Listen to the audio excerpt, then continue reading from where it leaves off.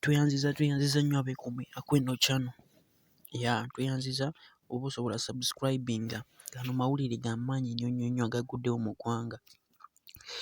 CNN evuddeyo n'etweetinga n'egamba MTV postpones its African Music Award due to Bobi Wine's release report document alleged abuses.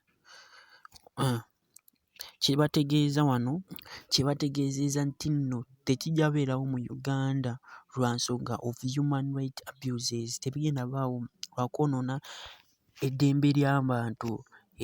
Bavuddeyo ne bawandiika, CNN evuddeyo n'egamba kino kyatuusewo after Bobi Wine we yamaze online meeting. Wano eno ejja okulwokuna lwe yabaddewo ne meeting ne ba EU, European Union. Bavuddeyo osobola obipoozinga n'obiwandiika biibyo ne bagamba after no line it was painful. Bobi Wine yavuddeyo n'agamba kyabadde kibi nnyo okutegeka bino nga bannayuganda bali mu kulumizibwa.